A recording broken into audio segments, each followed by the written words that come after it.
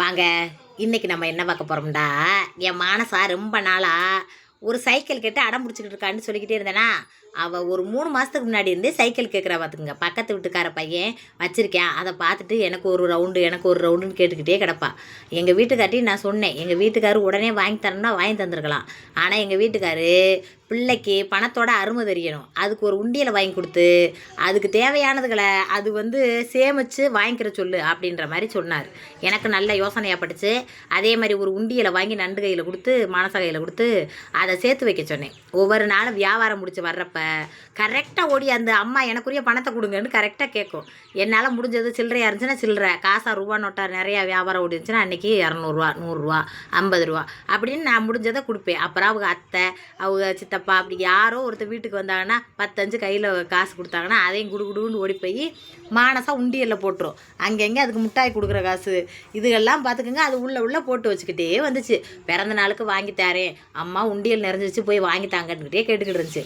பிறந்த நாளுக்கு வாங்கி தரேன் மனசா அப்படின்னு சொல்லிட்டு அதை கடந்து போய்கிட்டே இருந்த பார்த்துங்க. இதை எதனால் அப்படி பண்ணுறோம்னா, குழந்தைகளுக்கு சேமிப்புன்றது ரொம்ப முக்கியமான ஒன்றுங்க. நம்ம பிள்ளைகளை வளர்க்குறப்ப அதை இதை சொல்லியதான் வளர்க்குறோம், நல்லாத்தான் வளர்க்குறோம், ஆனால் பிள்ளைய ஒழுங்காக வளருது இல்லையே அப்படின்னு சொல்கிறதெல்லாம் சரி வராது.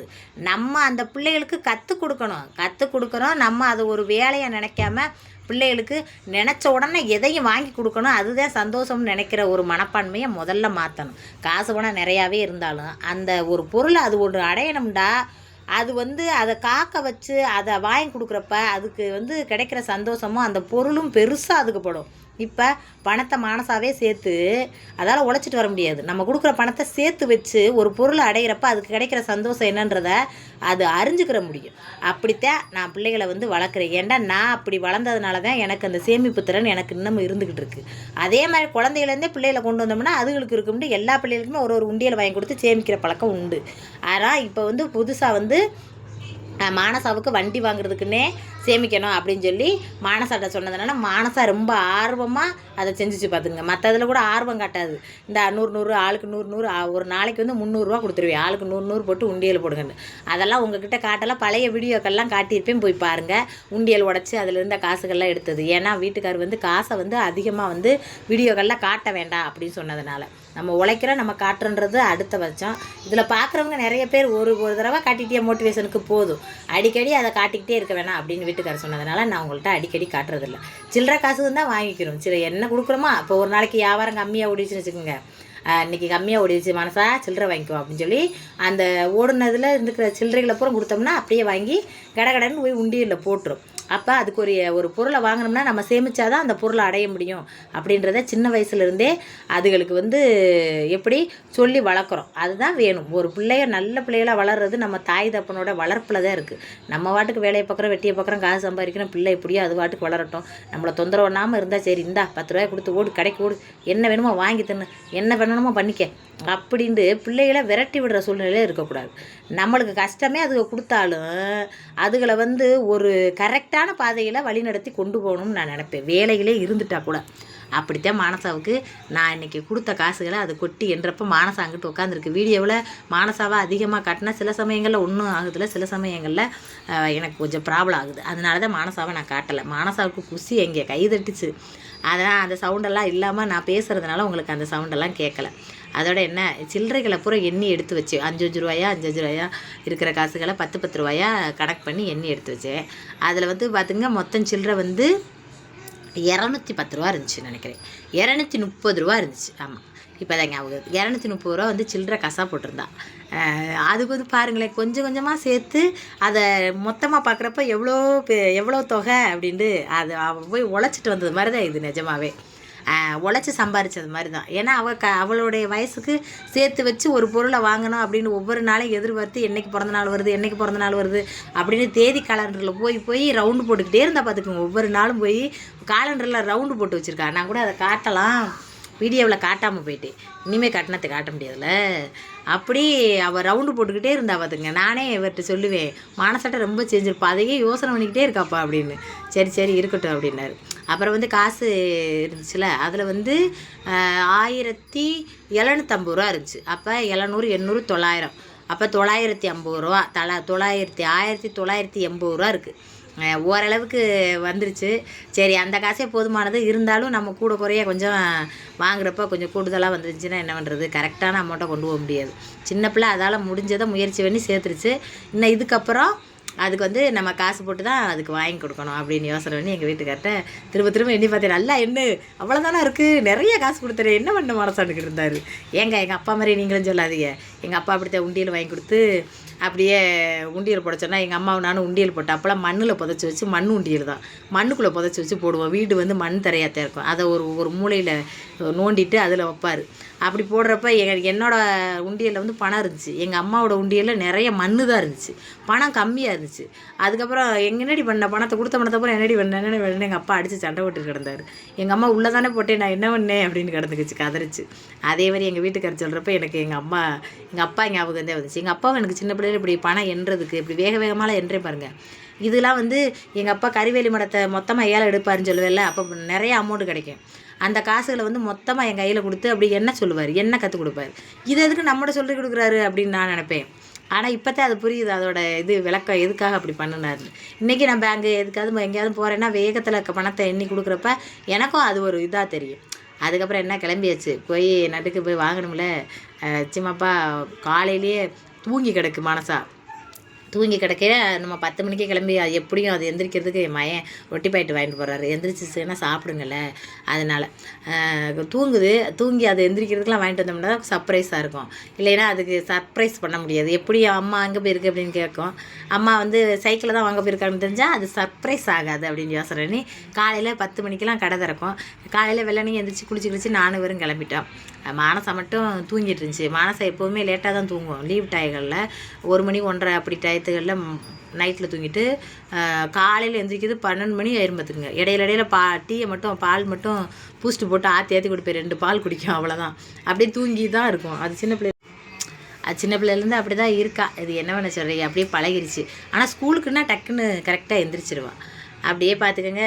எங்கள் வீட்டுக்காரர் பேசிக்கிட்டே போனார், பரவாயில்ல இவ்வளோ சேர்த்துருச்சு மனசா அப்படின்னு. ஆமாம், ஆனால் மற்ற பிள்ளைகளுக்கெலாம் கொடுக்குற பாருங்க, அந்த உண்டியல் காசுகள்லாம் வந்து அப்படியே எடுத்துகிட்டு போய் இந்த போஸ்ட் ஆஃபீஸ் இருக்கு பார்த்தீங்களா, ஒவ்வொரு பிள்ளைகளுக்கும் போஸ்ட் ஆஃபீஸில் அக்கௌண்ட் ஓப்பன் பண்ணியிருக்கோம். அதில் போய் அவங்கவுங்க சேமித்த காசுகளை கொண்டு போய் போட்டுருவோம். எப்படியும் வருஷத்துக்கு ஒரு பிள்ளைகளும் ஒரு 9,000 10,000 7,000 8,000 இப்படி சேர்த்துருங்க அந்த உண்டியலில். நிஜமாகவே சொல்கிறேன். அப்படி ஒரு தடவை முயற்சி பண்ணி பாருங்கள். அந்த காசுகளை அப்படியே கொண்டு போய் அவங்கவுங்க பேரில் வந்து போட்டுருவோம். அதாவது இந்த வங்கி இருக்கும், பேங்க்கு கிடையாது, அது கூட்டுறவு மாதிரி ஒரு இது இருக்கும்.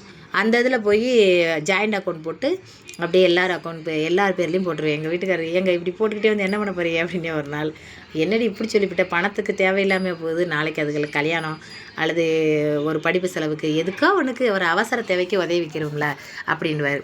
அதே மாதிரி மெடிக்கல் செலவுக்கும் அந்த மாதிரி தான். மெடிக்கலுக்குன்னே தனியாக வந்து கொஞ்சம் ஒதுக்கி கொஞ்சம் வச்சுக்கிடுவோம். ஏன்னா நம்மளுக்கு எப்போ எந்த சூழ்நிலையில் எப்படி என்ன நிலைமை என்ன ஆகுன்னு தெரியாது. அதனால் நம்ம வருமுன் காப்பதே சிறந்தது அப்படின்வார் எங்கள் வீட்டுக்காரர். எல்லாத்தையும் பிளான் பண்ணி வாழ்கிறதெல்லாம் ஒரு வாழ்க்கையா? நம்ம இஷ்டத்துக்கு கையை காலை உதறி அப்பாடா இன்றைக்கி சாப்பிட்டோமா தூங்கினோமா எந்திரிச்சோமா, இன்றைக்கி மறுநாள் விடிஞ்சிருச்சு, இன்றைக்கி பொழுது நம்மளுக்கு நிரந்தரமாக கிடச்சா போதும், அப்படி வாழ்ந்தால் தானே வாழ்க்கை அப்படின்னு யோசிக்காது. அப்படி வாழ்கிறது வாழ்க்கைன்னு சில பேர் யோசித்து அந்த வாழ்க்கையில் வாழ்ந்தாலும், என்னைய மாதிரி நார்மலாக ஒரு சாதாரண குடும்பத்தில் பிறந்து முன்னேற துடிக்கிறவங்க வந்து நினைக்கிறது இந்த மாதிரி நினப்பாக தான் இருக்கும். வாழ்க்கையில் நம்ம முன்னேறணும்னா நம்ம சில இதுகளை வந்து கரெக்டாக கண்ட்ரோலாக கரெக்டாக கொண்டு போகணும் அப்படின்ட்டு யோசனை பண்ணி தான் வாழ்கிறது முறையாக இருக்கும். ஏன்னு கேளுங்க, நம்ம இப்போ ஒரு திடீர்னு ஒரு பண கஷ்டம் வருதுன்னு நம்ம போய் கேட்டால் கூட உங்கள்கிட்ட இல்லாத பணமா அப்படி தான் சொல்கிறாங்களே தவிர உண்மையிலே நம்மளுக்கு கஷ்டம்னு வந்து உதவுறதுக்கு உறவுக்காரவே இல்லை பார்த்துக்கங்க. உங்ககிட்ட இல்லாததா அப்படின்ற மாதிரியே சொல்லுவாங்க. ஏன் தான் அப்படி சொல்கிறாங்கன்னு எனக்கும் தெரியாது. நம்மளுக்கும் கஷ்டம் வரும் அப்படின்றது அவளுக்கு புரியவே புரியாது. நம்மளும் சொல்கிறதுக்கு இப்படி இந்த ஒரு வார்த்தை சொன்னால் அதுக்கப்புறம் அவங்ககிட்ட பணம் கேட்கணும்னே நம்மளுக்கு தோணாது. அதனால தான் அந்த வார்த்தையை சொல்கிறாங்களோ என்னவோ. அதனால் நான் யார்ட்டையும் கஷ்டம்னு போய் நிற்கலை இது வரைக்கும். எனக்கு கஷ்டமாகி போச்சு அப்படின்னு கடவுள் அந்த வழி விடலை. எப்படியாவது புருஷனை மண்டாட்டி உழைப்போம். எங்கள் வீட்டுக்காரர் ஓடி ஓடி உழைப்பார், உழைச்சிக்கிட்டே இருப்பார். மனுஷன் ரெஸ்ட்டே எடுக்க மாட்டார். சனி ஞாயிறில் கூட யாராவது கம்பெனியில் ஒரு திடீர்னு நின்று போச்சு வாப்பா அப்படின்னு கூப்பிட்டா ஞாயிற்றுக்கிழமையெல்லாம் யாருமே போக மாட்டாங்க. எல்லோரும் குடிச்சிட்டு கம்பெனி வேலைகளுக்கு போக மாட்டாங்க. ஆனால் எங்கள் வீட்டுக்காரு கூப்பிட்டாங்க, சரி மில்லு நிற்கிதுன்றாரு, இல்லை என் நேரமாக இருந்தான்னு போய் பார்த்து விட்டு வரேன்னு சொல்லிட்டு அப்படி ஓடுவார் மனுஷன். அப்படி ஒரு நாள் கூட ரெஸ்ட் எடுக்காமல் புருஷனை மண்டாட்டி உழைக்கிறோம். உழைச்சதுனால தான் இன்றைக்கி வந்து கொஞ்சம் கொஞ்சம் சேவிங் பண்ணி ஓரளவுக்கு கொண்டு வர முடிஞ்சிருக்கு. நிறைய பேர் எங்கள் சித்தி வீட்டை சித்தி வீடுன்னு காட்டினேன் ஒரு வீடை. அந்த வீடை பார்த்துட்டு இதேமாதிரி நீங்களும் வீடு கட்டுன்னு வாழ்த்துருந்தீங்க. ரொம்ப சந்தோஷம். அதே மாதிரி தான் நானும் வீடு கட்டியிருக்கேன். ஒரே ஒரு பெட்ரூம் மட்டும்தான் இல்லை, அது ஒன்று தான். அதுபடி அதே வீடு தான் நானும் கட்டியிருக்கேன். அவங்க ஒரு கமாண்டை மாதிரி எனக்கு சிரிப்பாக இருந்துச்சு. சரி, நல்ல பெரிய லெவலில் வாழ சொல்லி தானே நம்மளை வாழ்த்துறாங்க, இதில் ஒன்றும் குறை கிடையாது அப்படின்னு யோசனை பண்ணிவிட்டு எனக்கு சிரிப்பாக இருந்துச்சு அந்த கமாண்டை பார்த்துட்டு. அந்த மாதிரி நிறைய பேர் கமாண்ட் பண்ணுறீங்க, ரொம்ப சந்தோஷம். நண்டுக்கு பிறந்தநாள் வந்து மே 2 வருது, ஆனால் இடையிலே வந்து பார்த்திங்கன்னா சித்திரை திருவிழா வருது. நான் மே 2 1ஆந்தேதி சித்திரை திருவிழா வந்துடுது. அப்போ வந்து கடை திறக்கிறது வந்து கஷ்டம். 2-3 நாளைக்கு கடை வந்து மதுரையே லீவாக தான் இருக்கும். சும்மா சின்ன சின்ன கடைகள், இந்த சந்தை, இந்த மாதிரி இது தான் திறந்துருக்கும். அதனால தான் வந்து முன்னக்கூடியே வாங்கிடுவோம். இது வெங்காய மார்க்கெட்டுங்க. நான் இதையே பேசிகிட்டு இருக்கேனே, வெங்காய மார்க்கெட்டுங்க. வெங்காயம் ஃபுல்லாக அந்த மார்க்கெட்டில் தான் இருக்கும். காலையில் எப்போவுமே வெங்காயம் வாங்க போனாலும் சரி, பழம் வாங்க போனாலும் சரி, காலையில் அதிகாலையில் போனீங்கன்னா விலை கம்மியாக இருக்கும். இப்படி இந்த டயத்துலலாம் போனால் வீட்டுகளுக்கு வாங்குறதுக்கு வந்து விலை அதிகமாக தான் சொல்லுவாங்க. வியாபாரத்துக்கு வந்து குறைவாக சொல்லுவாங்க.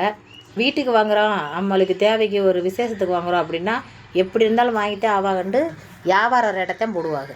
அதனால் வந்து வெள்ளனே போகணும். இது ஒரு தயிர் மார்க்கெட் எதுக்கு பேர் வச்சுன்னு கேட்டேன் எங்கள் வீட்டுக்கார்ட்ட. எங்கள் வீட்டுக்காரு தயிர் அதிகமாக விற்பனை பண்ணாங்களா, அதான் தயிர் மார்க்கெட்டுன்றாரு.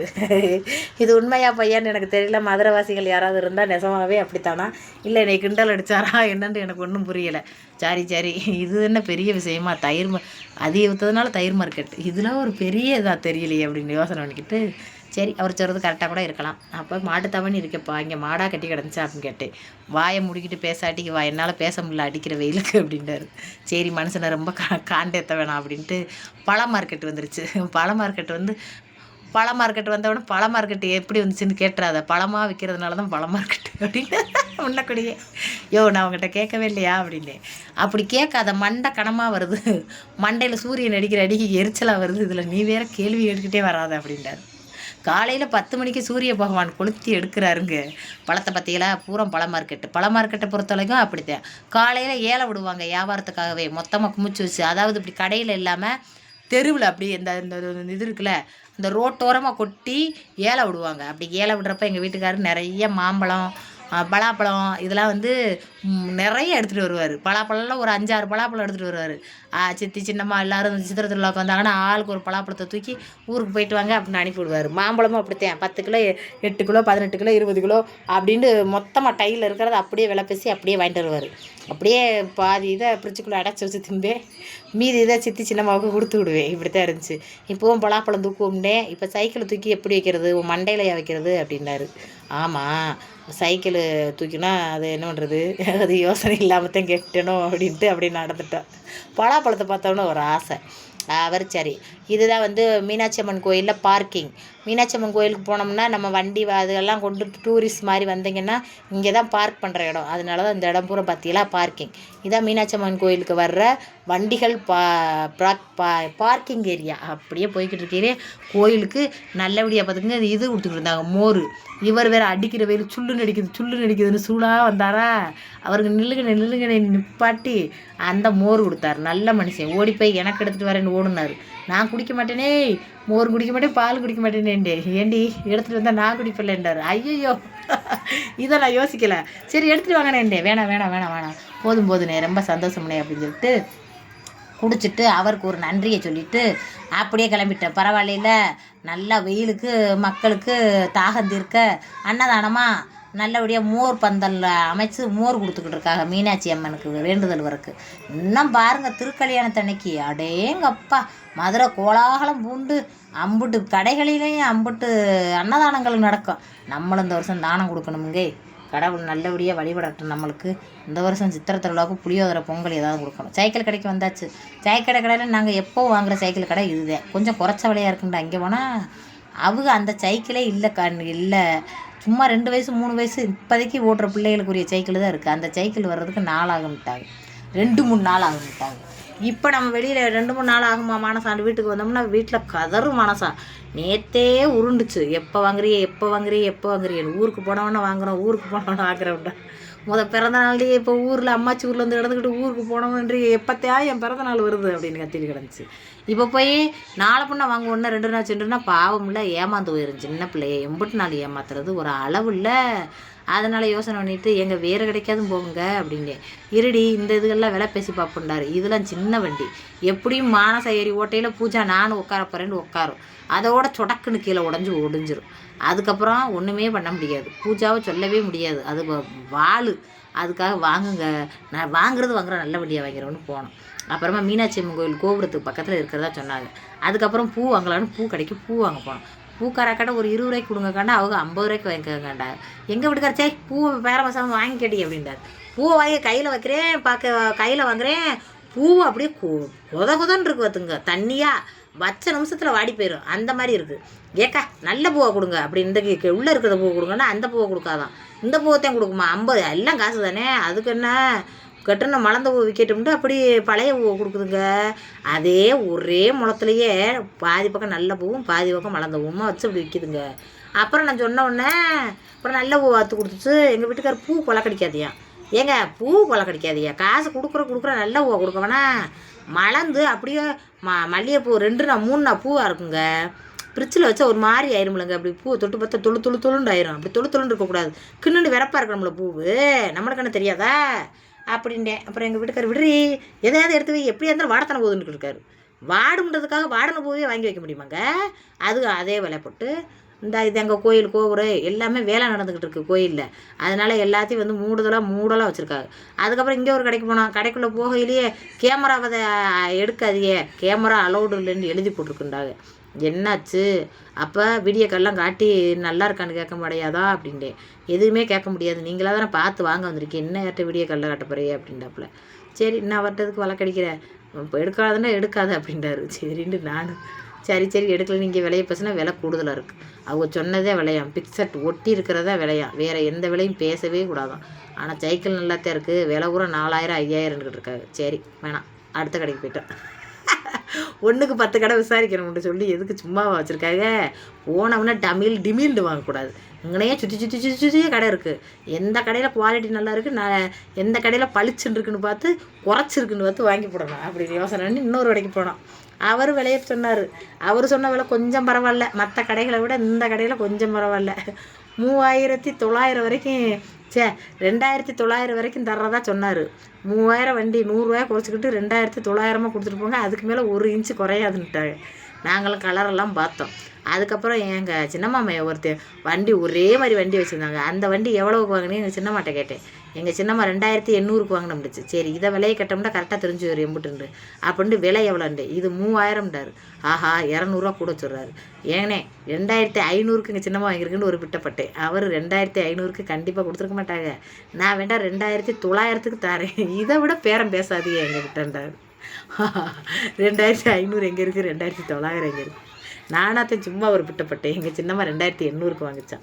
அதுக்கப்புறம் சரி வேறு கலரில் வடுப்போம், ஒரே கலரில் எதுக்கு, எங்கள் சின்னம்மா மையை விட்டு வண்டியை ஓட்டிக்கிட்டு நைட்டில் ஓட்டிகிட்டு தெரிஞ்சாங்க, பகலில் ஓட்ட விட மாட்டேன்றியா அந்த பையன் வெற்றிமாறன். அதனால் பகலில் ஓட்டிகிட்டு கிடக்கா, நைட்டில் 1 மணிக்கு ஓட்டிகிட்டு கிடக்கா. பகலில் வெற்றிமாறன் பிடிக்கிட்டு போய் அடிச்சு நான் நைட்டில் ஓட்டிக்கிறேன்னு ஓட்டிட்டேன். அம்பிட்டு ஆசையில் இருக்குது என் பிள்ளை, காசு கூட போயிட்டு போகுது அப்படின்ட்டு யோசனை பண்ணி வாங்குங்க அப்படின்ட்டு. வாடி இன்னும் நிறைய கடை இருக்குடி, மதுரை ஊரம் கடை தாண்டி, வாடி அப்படின்ட்டார். ஐயோ நேரம் போய்கிட்டு இருக்கியா, பிள்ளைய பேர் எந்திரிச்சு பசியில் கிடக்குங்க அப்படின்ட்டு அவர் கேட்குறாப்புல இல்லை. அப்புறம் வேறு ஒரு கடைக்கு போனோம். அந்த கடையும் என்னமோ கோண்டா கடையாம். அந்த கடையும் பழவாக்கில் வேலை. அங்கே போனால் 7000மா. அப்பப்பா 7000மா, ஓடி வந்துருங்கப்பா அப்படின்ட்டு. எங்கள் வீட்டுக்கார் சிரிக்கிறார். உள்ளேயே போகல, ஓடி வந்துருங்களா, போடி உள்ள அப்படின்ட்டாரு. போய் பார்த்துட்டு வரோம். நாங்கள் போய் பார்த்துட்டு பிடிக்கல. அதுக்கப்புறம் வேறு ஒரு கடை, எத்தனாவது கடை இது, 5வது கடை. நிறைய கடையை எடுக்கலை, தாங்க முடியலை. அப்படியே புருஷனை முட்டாட்டி அலையிறோம் ஒவ்வொரு கடையாக. இங்கே கேட்டால் இங்கேயும் 4000, குறைஞ்சது 4000லேருந்து ஆரம்பம் வண்டின்றாங்க. ஆஹா 4000 இருந்தால் அந்த பச்சை கலர்லதே என் தங்கச்சி மக வச்சுருக்கா, 2500 தான் வாங்கியிருக்காங்க.